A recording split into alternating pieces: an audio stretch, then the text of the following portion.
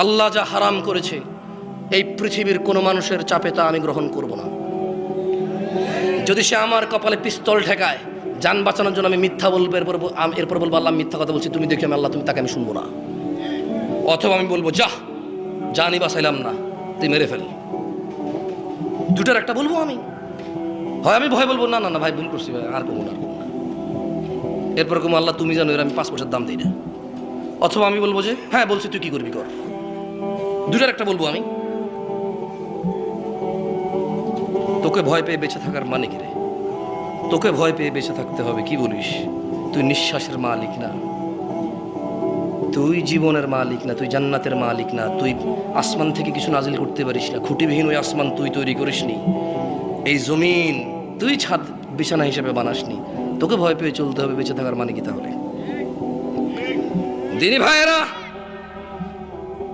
আমাদের পূর্বে কোনো মানুষ বৃদ্ধ হয়ে জন্ম হয়নি। এই যে সমাজের পৃথিবীর বুকে যত বৃদ্ধ মানুষ রয়েছে এরা কেউ এমনি যুবক হওয়া ছাড়া বৃদ্ধ হয়নি।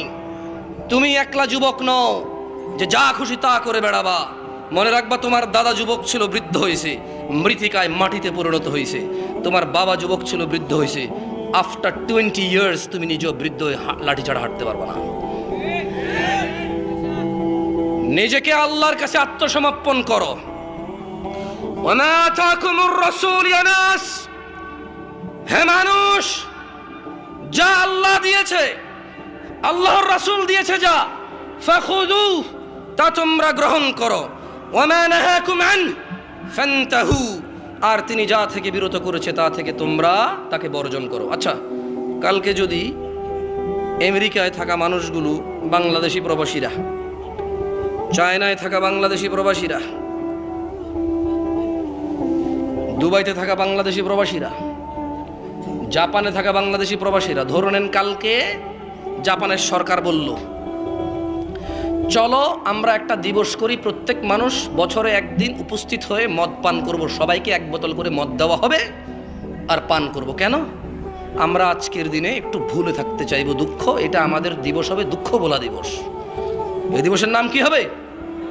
দুঃখ ভোলা দিবস। তো ওখানে জাপানে যারা মুসলমান বসবাস করবে, হিন্দু বৌদ্ধ খ্রিস্টান বসবাস করবে, করতেই পারে, ঠিক না? জাপানের সরকার হঠাৎ করে একটা দিবস তৈরি করলো। কি দিবস?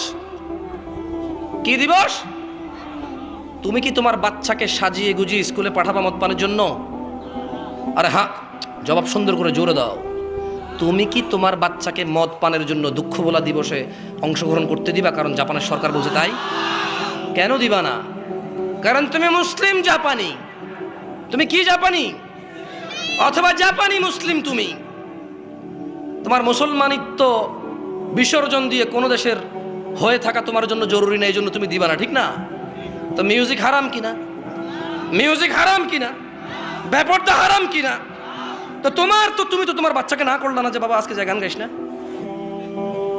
ও, জাপানের সরকার বললে না, মুসলমান দেশের মুসলমান সরকার বললে না করবো কেমন? না, ও আমি মনে হয় শহীদদের বিরোধিতা করছি না? হ্যাঁ রে ভাইজান, আপনার আব্বা যিনি শহীদ হয়েছেন ভাষা দিবসে, উনি কোথায় লিখে গেছেন যে বৎস আমার, হে বৎস, আমি জীবন দিয়া চলে, আমি ব্যঙ্গ করতেছি না, যে আমার ছেলে আমি জীবন দিচ্ছি যাতে তুমি মুক্ত বাতাসে মুক্ত কথা বলতে পারো, আমি মরে গেলে তুমি আমার সমাধি করে নাচে গিয়ে গান গিয়ে আমাকে স্মরণ করিও। কে, কোন শহীদ বলে গেছে? কোন মুসলমান শহীদ বলে গেছে? কোন মুসলমান শহীদ এরকম বলে গেছে যে আমি মারা যাওয়ার পরে আমাকে তোমরা নিচে গিয়ে স্মরণ করিও, আমার আত্মা শান্তি কামনা করিও? আমার যদি কোনো বাপদাদার পূর্বপুরুষ কেউ মরে থাকে, নিশ্চয়ই তিনি ওনার জন্য দোয়ার জন্য মরেছে। কি জন্য? দোয়ার জন্য মরেছে। যাই হোক, আমি ব্যঙ্গ করছি না কাউকে, প্রত্যেকের ধর্মীয় অনুভূতি তার। তবে অ্যাজ এ বিইং মুসলিম, আমি ইসলামে যা হারাম সেভাবে কাউকে সম্মান করব না, যে কোনো মূল্যে করব না, আমি করব না। যারা করে আমি তাদের সাথে ডিসএগ্রি করবো উইথ রেসপেক্ট, ভদ্র ভাষায় 100% ডিসএগ্রি। ভাই, আমরা এভাবে সম্মান করি না, এভাবে সম্মান আমরা এভাবে সম্মান মনে করি না। তো কেন মনে করেন না? আচ্ছা তুমি বলো না এভাবে সম্মান কেন মনে করবো? অমুক ফিলিপস বলে গেছে, I don't care who is the Phillips is. হ্যাঁ, জন সিনা বলে গেছে, I don't care who is that guy, I don't know him, why should I follow him, who is he, সে কে, তাকে কেন ফলো করবো আমি? তুমি করো, তোমার দরকার, আমি তোমার বাধা না দিলে তো হয়। তুমি বলো যে আমি তোমার বাধা দিচ্ছি, তুমি বলো যে ভাই আপনি কেন বাধা দিচ্ছেন না, ভাই তোমাকে বাধা দিচ্ছি না ভাই। আমরা ফলো করি কাকে? ওয়ামা আতাকুমুর রাসূল ইয়া নাস, যা রাসূল দিয়েছে, শুধু এই ক্ষেত্রে নাই, ইবাদতের ক্ষেত্রে রাসূল যা দিয়েছে তা গ্রহণ করতে হবে। ওয়ামা নাহাকুম আন, আর যা তিনি নিষেধ করেছেন ফান্তাহু, তা বর্জন করতে হবে। আমি আর 15-20 মিনিট কথা বলে ছেড়ে দেবো আপনাদেরকে, কারণ অনেকে ফজর নামাজ পড়বেন না, বলবেন যে না প্রতিদিন মোবাইল টিপা নাটক সিনেমা দেখে ফজর মিস করি, আজকে একটা ভালো কাজ করছি, ফজর না পড়লেও চলবে, ওয়াজ শুনছি। ইউ হ্যাভ এ রিজন ভাই, একটা রিজন তো আছে, you have a good reason. आओ भाई ज़िबा कर दो यहाँ पे, मार दो यार। आऊज़ु बिल्लाहि मिनश शैतानिर रजीम। লা হাওলা ওয়ালা কুওয়াতা ইল্লা বিল্লাহিল আলিয়্যিল আযীম। একটা বক্তব্য শুনুন না, হুজুররা বলে যে বিড়ালের মতো 100 বছর বেঁচে থাকার চাইতে বাঘের মতো কতদিন বাঁচবে? ঘন্টার পর ঘন্টা বেমনোযোগী হয়ে ওয়াজ শোনার চাইতে মনোযোগ দিয়ে 20 মিনিট শুনবো, ওকে? आगे आना जगह पे ला लिया ना, बेटा उतर गया ना अभी, सही है। औज़ु बिल्लाहि मिनश शैतानिर रजीम। वत्तकुल्लाह या नास, अल्लाह के भय करो। इन्नल्लाह शदीदुल इक़ाब, निश्चय अल्लाह शास्ति दाने कठोर। عن عبد الله بن مسعود رضي الله عنه قال, আব্দুল্লাহ ইবনে মাসউদ রাদিয়াল্লাহু আনহু থেকে বর্ণিত, তিনি বলেন قال رسول الله صلى الله عليه وسلم, আল্লাহর রাসূল সাল্লাল্লাহু আলাইহি ওয়াসাল্লাম বলেছেন, ইন্নাহু লাইসা শাইউন ইউকাররিবুকুম ইলাল জান্নাহ ইল্লা ক্বাদ আমারতুকুম বিহ, নিশ্চয় এমন সকল কিছুই তোমাদের জান্নাতের কাছাকাছি নিয়ে যাবে, তার প্রত্যেকটি আমি তোমাদের নির্দেশ দেওয়া ছাড়া ছেড়ে দেইনি। কোথায় তারা যারা বলে সব কিছু কি কোরআন হাদিসে আছে, যারা বলে সব ফতোয়া কি কোরআন হাদিসে আছে, যারা বলে ইসলাম 1450 বছর পুরনো, আজকের নতুন সমস্যার ইনস্ট্যান্ট ঝটপট সলিউশন কি কোরআন হাদিসে আছে, তারা কোথায়? তারা কেন এই হাদিসটা পড়ছে না? তারা কেন এই হাদিসটা পড়ছে না? মুসান্নাফ ইবনে আবি শাইবাতে আছে, মুস্তাদরাকে আছে, আল হাকিম বাইহাকিতে আছে, এটা কেন তারা পড়ছে না? আব্দুল্লাহ ইবনে মাসউদ রাদিয়াল্লাহু আনহু বলছেন, আল্লাহর নবী বলেছে, ইন্নাহু লাইসা শাইউন ইউকাররিবুকুম ইলাল জান্নাহ ইল্লা ক্বাদ আমারতুকুম বিহ, এমন কোন ভালো কাজ নেই যা তোমাদের জান্নাতের নিকটবর্তী করবে অথচ আমি মুহাম্মদ নির্দেশ দেইনি সাল্লাল্লাহু আলাইহি ওয়াসাল্লাম। ওয়ালাইসা শাইউন ইউকাররিবুকুম ইলান নার ইল্লা ক্বাদ নাহাইতুকুম আনহু, এবং এমন কোনো কিছু নেই যা তোমাদের জাহান্নামে নিয়ে যাবে আমি নিষেধ করিনি, এমন কোনো মন্দ কাজ নেই যা আমি নিষেধ করিনি, যা করলে তোমরা জাহান্নামের নিকটবর্তী হবা। কোথায় তারা যারা বলে কোরআন ও হাদিসে সকল সমস্যার সমাধান নেই? দিনী ভাই আমার, আমি জোরে কথা বলি, তুমি ধরে নাও, তুমি ধরে নিও না, তুমি বিশ্বাস করো, আমি ইচ্ছা করে বলি না। যদি আমার এটা ফিতরাত না হতো, যদি এটা আমার অভ্যেস না হতো, তাহলে কেন আমি প্রত্যেকটা প্রোগ্রামে এমন করে বলতাম? তুমি আমার জোরে কথা বলাতে মনে কষ্ট নিয়ে কোরআন হাদিস উপেক্ষা করিও না, এগুলো আমার কথা না, আমি পড়ে শোনাচ্ছি। তোমার ভালো লাগে না আমার জোরে কথা, তোমার ভালো লাগে না আমার অ্যাটিটিউড, তোমার ভালো লাগে না আমার হাত আঙ্গুল ডান দিকে যায় বাম দিকে যায়, তোমার ভালো লাগে না আমি অত বেশি শিক্ষিত না, তোমার ভালো লাগে না আমি আরও অনেক কিছু করি, তোমার ভালো লাগে না আমি একটু খাটো মানুষ, তোমার ভালো লাগে না আমি তোমার মাদ্রাসায় পড়িনি, তোমার ভালো লাগে না আমি তোমার কাছে বায়াত হইনি, তোমার ভালো লাগে না আমি তোমার তরিকার না। ঠিক আছে, আমাকে বাদ দাও, আমাকে বাদ দাও। তুমি তো শিক্ষিত মানুষ, তুমি তো মাদ্রাসার ছাত্র, তুমি তো মাদ্রাসার শিক্ষক, তুমি তো মসজিদের ইমাম, তুমি তো মুহাদ্দিস, তুমি তো খতিব। ভাই আমার, শুধু আমার মুখে শুনছো বলে, আমাকে ঘৃণা করো বলে আল্লাহর নবীর হাদিসকে অস্বীকার করবা? ছি, অনেক ভুল সিদ্ধান্ত তোমার। ইসলাম অল্প সংখ্যক মানুষ দ্বারা সূচনা হয়েছিল, আবারও তা অল্প সংখ্যক মানুষে ফিরে যাবে। আন আবি হুরায়রা রাদিয়াল্লাহু আনহু قال আবু হুরায়রা রাদিয়াল্লাহু আনহু থেকে বর্ণিত তিনি বলেন قال رسول الله صلى الله عليه وسلم আল্লাহর রাসূল সাল্লাল্লাহু আলাইহি ওয়াসাল্লাম বলেছেন বাদা আল ইসলামু গরীবা বাদা আল ইসলামু কি বাদা আল ইসলামু গরীবা বাদা আল ইসলামু গরীবা ইসলামের আবির্ভাব ইসলামের সূচনা হয়েছিল অপরিচিত অবস্থায় ওয়াসায়াউদু কামা বাদা গরীবা অচিরেই ইসলাম আবার শুরুর মতো অপরিচিত অবস্থায় ফিরে যাবে ওয়াসায়াউদু কামা বাদা গরীবা অচিরেই তা আবার শুরুর মতো অপরিচিত অবস্থায় ফিরে যাবে। কেউ সঠিক ইসলাম চিনবে না, কেউ সঠিক ইসলাম চিনবে না। জামশেদ মজুমদারও বাদ পড়ে যেতে পারে এদেশের শত মোল্লা মুন্সি মুহাদ্দিস মুফতি শাইখুল হাদিস পীর আউলিয়া কেরাম, সাধারণ মানুষ তো বাদ পড়ে যেতেই পারে। قال رسول الله صلى الله عليه وسلم بدا الاسلام غريبا ইসলামের সূচনা হয়েছে অপরিচিত অবস্থায় ওয়াসায়াউদু কামা বাদা গরীবা অচিরেই তা আবার শুরুর মতো অপরিচিত অবস্থায় ফিরে যাবে। ফাতুবা লিল গুরাবা সুতরাং এরূপ অপরিচিত অবস্থায় যারা সঠিক ইসলামের উপর টিকে থাকবে তাদের জন্য সুসংবাদ। ফাতুবা লিল গুরাবা সুসংবাদ তাদের জন্য, খুশির খবর তাদের জন্য, জান্নাত তাদের জন্য, আল্লাহর সন্তুষ্টি তাদের জন্য, জাহান্নামের মুক্তি তাদের জন্য, জান্নাতের সুখ বিলাসিতা তাদের জন্য। ফাতুবা লিল গুরাবা যারা অপরিচিত অবস্থায় চলে যাওয়ার পরও সঠিক ইসলামে টিকে থাকবে। দ্বীনি ভাইয়েরা, আল্লাহর রাসূল মুস্তাফা সাল্লাল্লাহু আলাইহি ওয়াসাল্লামকে ভালোবাসা ছাড়া আল্লাহর নৈকট্য পাওয়া সহজ তো দূরের কথা, ইম্পসিবলের পরে ইম্পসিবল, অসম্ভব, কসমিন কালে অসম্ভব নয়। কামা কাল আল্লাহু তাআলা, যেমনটা আল্লাহ তাআলা কোরআনুল কারীমে বলেছেন, কুল ও মুহাম্মদ সাল্লাল্লাহু আলাইহি সাল্লাম বলুন, ইন কুনতুম তুহিব্বুনাল্লাহ, বলে দিন ও দুনিয়ার মানুষরা যারা দাবি করো ভালোবাসো আল্লাহকে, ফাত্তাবিউনি, দাবি যদি সঠিক হয় মুস্তাফা সাল্লাল্লাহু আলাইহি সাল্লামকে অনুসরণ করো। ইউহিব্বুকুমুল্লাহ, তুমি খালি মুহাম্মদকে ভালোবাসো সাল্লাল্লাহু আলাইহি ওয়াসাল্লাম, আল্লাহ নিজেই তোমাকে ভালোবাসবে। ওয়া ইয়াগফির লাকুম যুনুবাকুম, আল্লাহ ভালোবেসে তোমার সমস্ত গুনাহ ক্ষমা করবে। ওয়াল্লাহু গফুরুর রহিম, আর তিনি আল্লাহ অত্যন্ত ক্ষমাশীল, পরম দয়ালু।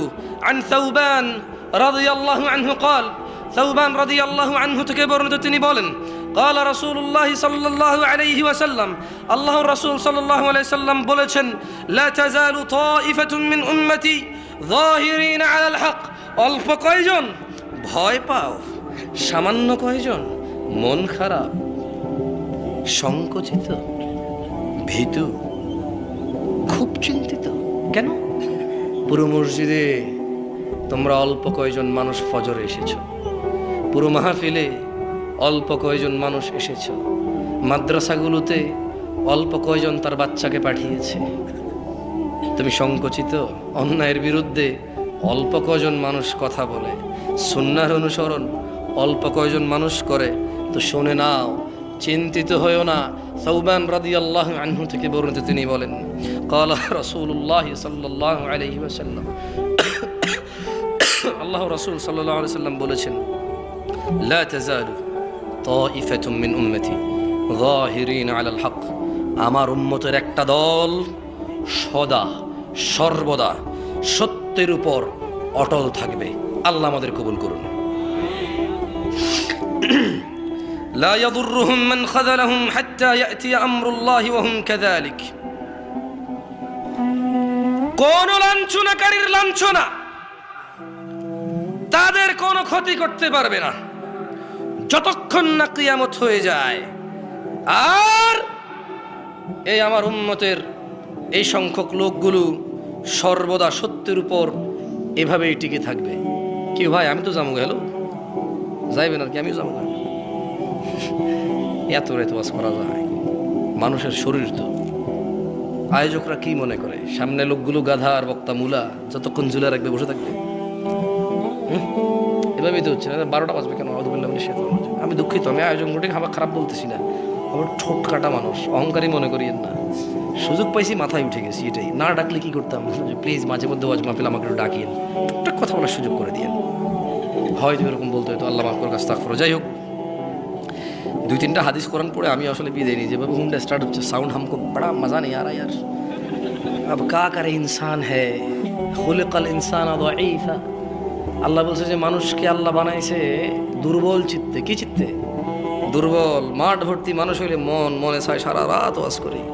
1-2জন উঠে গেলে কত মানুষই তো বসে আছে, উঠছে মাত্র 1-2জন, মনটা এত খারাপ হয়ে যায় কেন হয় জানি না।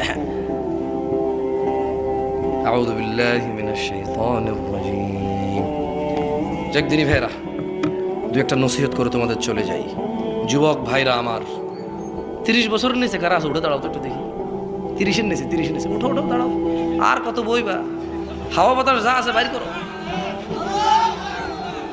লা ইলাহা ইল্লাল্লাহ। সব কি 30-এর নিচে? बैठो। ও ভাই, স্লোগান বন্ধ করেন ভাই। কি হয়েছে ভাই? রাজনীতি শুরু করেছেন নাকি? বসেন। স্লোগান দিয়ে কিছু হইলে বহুত কিছু হয়েছে, তো আরো বহুত জায়গায় হয়। খালি একটা পুলিশ এসে বলবে যে कोई नहीं दिखेगा इधर।